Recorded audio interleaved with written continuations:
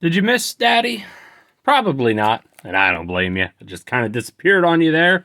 But as promised, we are here today with the Yu-Gi-Oh Spell Ruler opening.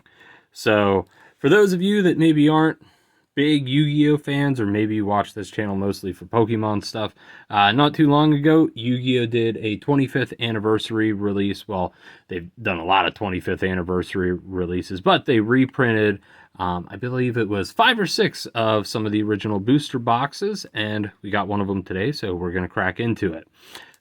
Do want to give a little bit of a shout out to my cousin for picking this up for me. Unfortunately, a lot of the stores down where I'm at haven't been selling these, or if they did, they've kind of already sold them all and they haven't really bothered to get any more in. But he was able to find some, so big shout out to him. Thank you. We love you for it. And yeah, we're going to get opening this today. Also, for the rest of you guys, just a little apology for not uploading the other week. Unfortunately, I did kind of get sick, so I wasn't able to pick this box up immediately from him. Just didn't want to get anybody else sick. That being said, though, I did have some other stuff to open up. And I did do that.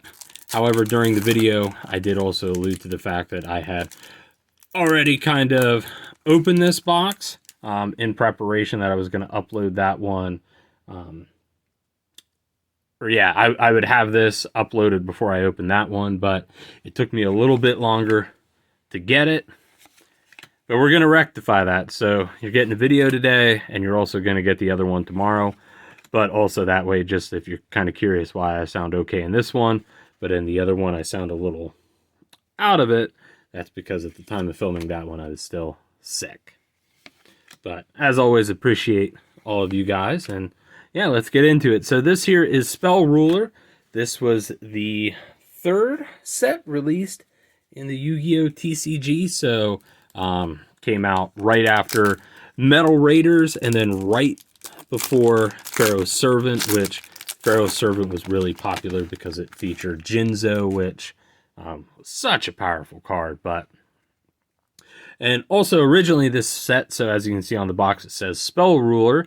However, originally when this set came out, it was called Magic Ruler. However, Konami did have to change the name due to possible issues in that with Magic the Gathering. So ever since that, they switched the name over, or they switched the name of this set to Spell Ruler. And then as you can see now on some of these cards, they say Spell instead of Magic card.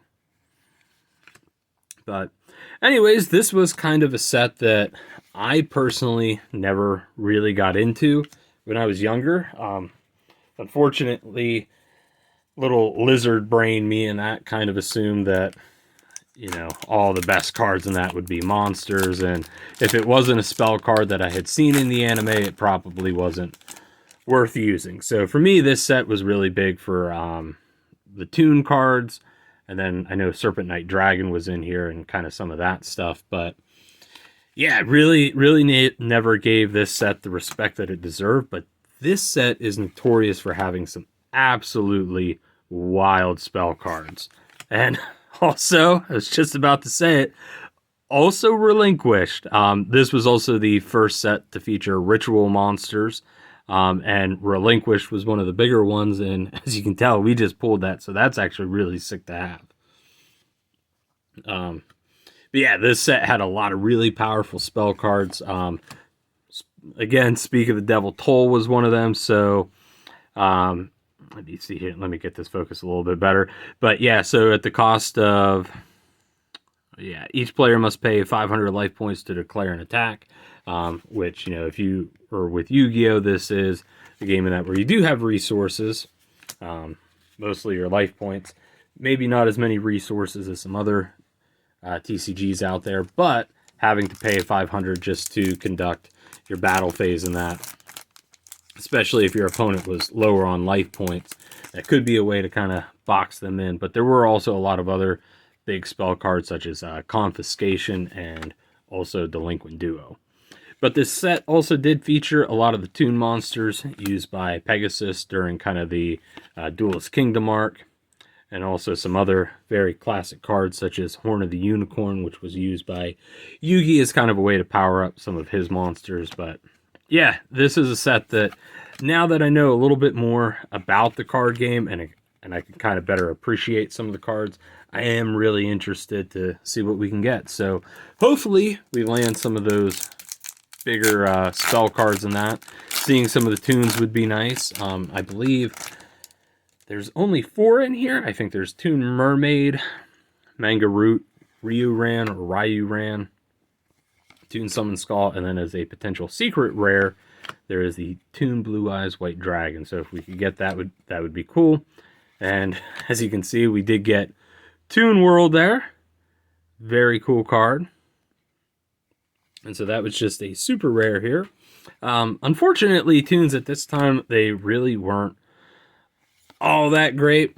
I know from being someone who watched the anime and that the toons were kind of a little bit broken in there. But then again, anybody who's watched season 1 of Yu-Gi-Oh kind of knows that the rules are just kind of made up as you go along. And yeah, a lot of stuff that is actually terrible in the card game can become absolutely broken in there.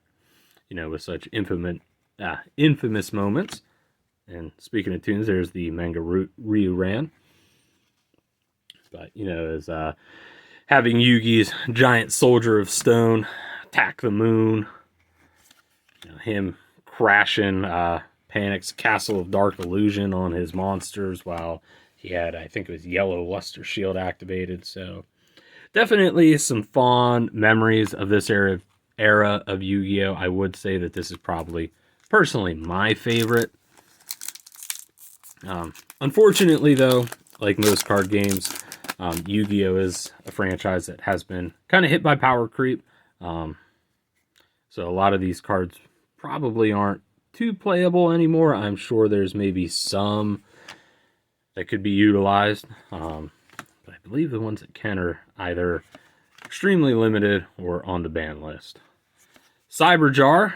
This was always a card that kind of pissed me off a good bit. I had one of the Game Boy Advance games and that, and a lot of times the computer would lay that almost as like a trap. So if you had your board set up pretty good, they could instantly destroy you. Another really good card, though, Upstart Goblin. So, as I'm sure a lot of you know, being able to draw in any card game is always a big deal in that. And with Pot of Greed, I believe, being banned around this time, Upstart Goblin, sure, your opponent got 1,000 more life points, but if you were able to draw into something really good, giving them an extra 1,000 really wasn't that big of a deal. Anyways, we got Giant Turtle, who feeds on flames. Turtle Oath. Feel like we need that one little kid there from the glory days of YouTube to just pop up and be like, I like turtles. He'd probably love this set. Mother Grizzly. So also recruiters, I believe, were introduced in this set. So like Mother Grizzly, Mystic Tomato, Sonic Bird. Was Sonic Bird one? Maybe. No, Sonic Bird was for rituals. But yeah, there was a fair bit of stuff introduced in this set, and like I said, as a kid, I just really never gave it the respect it deserves. So it is really cool to see some of these cards now when I'm older and better able to appreciate them. There are 24 packs here.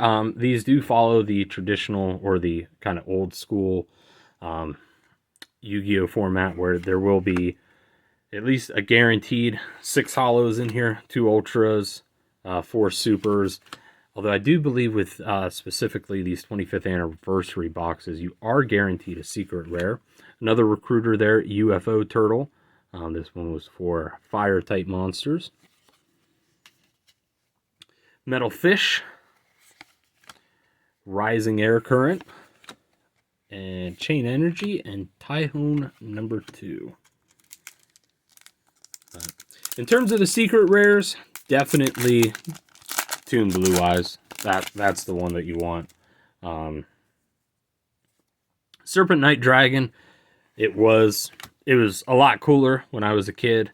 However, it's kind of a monster that's not too great. Labyrinth Wall, Mystic Tomato, definitely a very popular card for a time, especially because this was the recruiter for dark attribute monsters. Chorus of Sanctuary, Wall Shadow, Red Archery Girl, and Psychic Kappa. This set also did feature a lot more effect monsters in it, and I know that would be something that would definitely be very heavily continued moving forward from Yu-Gi-Oh! I know there weren't a whole lot in LOB or Legend of Blue Eyes. Metal Raiders did have some, but I kind of feel like this is where we started to see a lot more of them with some more unique effects. Twin Long Rods #2, Luminous Spark, Karate Man, and actually one of my personal favorite cards, Mahavelo. Very cool card.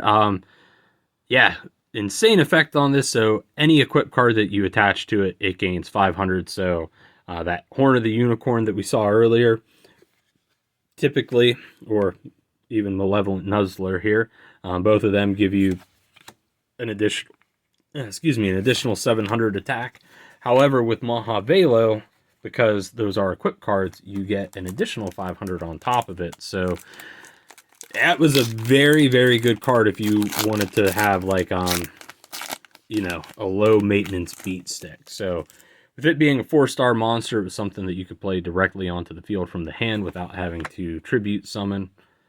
And, you know, with one equipped card, especially like those ones, you know, you could get pretty close to 3,000 attack pretty quick. And at that point, the only thing that was really going to potentially out that, other than like spells and traps, would be, yeah, I think actually Blue Eyes was the only thing. And even then, that was a 2 tribute monster. And even then, you know, you just attach another equipped spell to Mahavelo, and yeah, now even Blue Eyes can't do anything to you without, you know, proper support from either spells or traps. I guess also Black Skull Dragon, however, in order to play that pretty consistently at this time, you would have to get lucky with getting Polymerization out of Legend of Blue Eyes. On top of that, you'd also need Red Eyes and Summon Skull, which Summon Skull was pretty easy to obtain.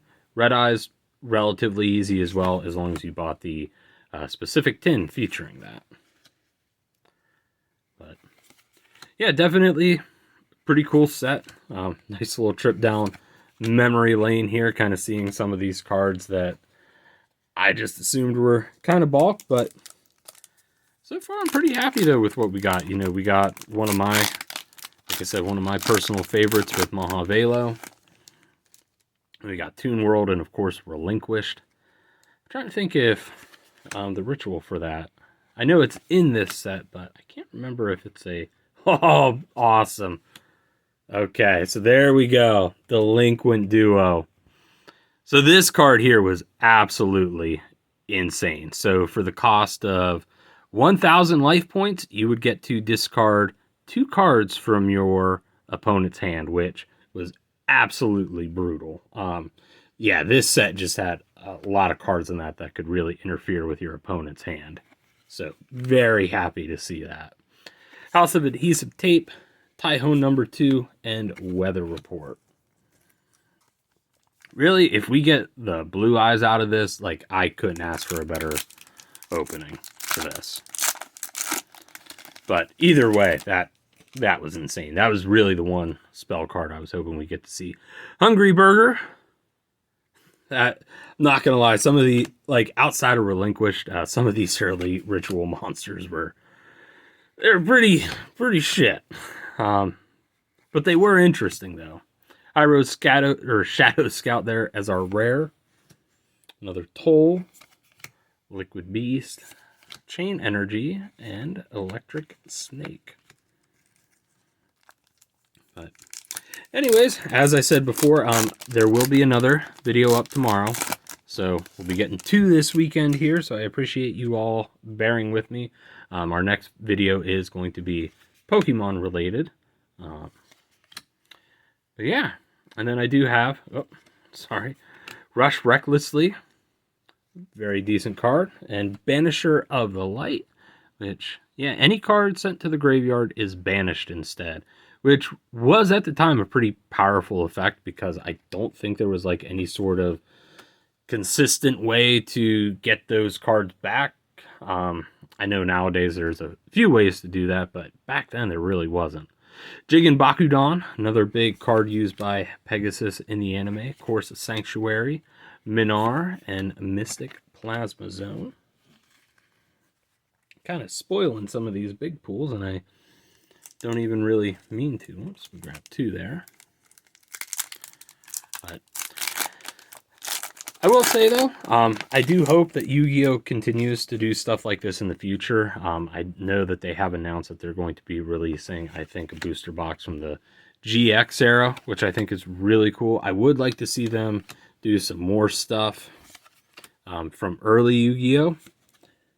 And maybe some of that is just because I'm really just holding out hope that I'll get to see a Pharaonic Guardian reprinted. For those of you that don't know, that's probably my favorite Yu-Gi-Oh set, mostly because I love history, especially ancient cultures. Egypt was such a really, really fun one to learn about, and Pharaonic Guardian featured the archetype known as Gravekeepers, which were heavily inspired by ancient Egypt, so I immediately fell in love with them. So I'd love to see that. That would probably be one, though, where we might open a couple boxes. That is, if they ever do it. Regardless, though, shout out to Yu-Gi-Oh! For doing it. This is something that, in some ways, I would like to see Pokemon do it. I know that collectors would probably be really, really pissed off because, you know, some of those older cards might go down in value, and I get that. You know, if you spent big money on something, you definitely want it to retain value. You know, for some people, aside from collecting, it can be an investment as well. But I do think it would be cool. I was really happy when they did evolutions. I thought that was a fun way to kind of modernize some old cards and that, and give people, you know, those memories of getting to open up stuff like that. So I'm really hoping that Pokemon might do something like that again in the future. Horn of the Unicorn, of course, the Sanctuary, Rising Air Current, Minar, and Red Archery Girl. So we got, let's see here, 1, 2, 3, 4, 5 more packs. Now there's 24 packs in each of these boxes here, by the way.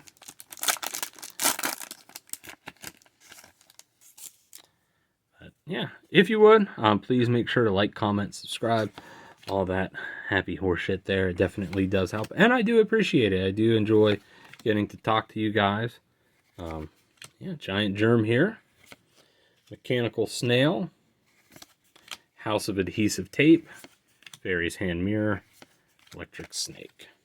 So I think, based off of what we have, I think out of these next couple of packs, we should see at least one more super, and then hopefully a secret rare as well. To my knowledge, like I said, I believe the secrets are guaranteed in these anniversary boxes, but I know with regular boxes, I don't believe that they are. Ryuran, Stone Ogre Grotto. Interestingly enough, I believe Stone Ogre Grotto number 2 was printed before the original. Senju of the Thousand Hands. Nice ritual support card there. Magical Labyrinth, Sonic Bird, and yeah, that is also another ritual support card. Darkness Approaches.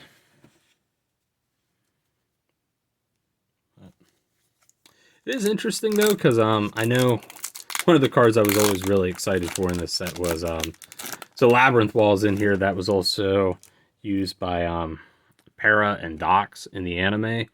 And then it also features Wall Shadow. I believe Shadow Ghoul was in Metal Raiders. Whoops. Spoil that one there. My bad. Tailor of the Fickle. Yeah, Giant Rat. Invader of the Throne Room there. So that's our final super rare. But anyways, that was one card that I was really excited to be able to play as a kid. But unfortunately, now being older, I kind of realize how Kind of bad of a card that actually was. For all the resources you had to pull, you really didn't get anything good. And regular Shadow Rule was definitely something that, you know, for a very small investment, and that it could get pretty powerful if you had a lot of cards, or at least monster cards, going into the graveyard. Turtle Oath, Luminous Spark, Dark Witch, Karate Man, and, okay, so not our secret in here, Metal Fish, Toll, Flash Assailant, and High Tide Gyojin. Alright, so we're down to our final pack. Let's see if we're going to end it on a secret rare. That would definitely be some last pack magic there, but yeah, let's get into it. Oops. Well, let's get it out of the pack first. How about that? Alright. And we'll try not to ruin it just in case. Performance of Sword, Curse of Fiend, Stone Ogre Grotto, Queen Bird, Mystic Tomato, and do we get a secret? We do, and it's the Blue Eyes Toon Dragon. So yeah, this has been absolutely the best that I could have hoped for out of this opening. That's phenomenal. That's so cool. I remember having one of these as a kid, but I got it out of the starter deck Pegasus, so it was just kind of printed as a common. So to actually have one of these in its original secret rare printing now, that's so dope. So again, big shout out to my cousin, man. You picked a hell of a box. He's really the MVP here today. Then we got Griggle, Fairy's Hand Mirror, and Red Archery Girl. So that's our opening there. All 7 packs, so we'll just run through the holos here very, very quick before I add these into the stack of cards that are going to go into a binder. So, of course, is our secret, Blue Eyes Toon Dragon. Absolutely phenomenal to see that. Invader of the Throne as a super rare. Banisher of the Light, another super rare. Delinquent Duo as an ultra. Mahavelo as a regular super. Toon World, again, as a super, and finally Relinquished as our other ultra rare. So, as always, thank you guys for watching. Really appreciate it. This was a phenomenal opening, better than, you know, anything I could have asked for. So, as always, thank you all for watching, and we will catch you tomorrow with our little Pokemon video. But have a good rest of your weekend.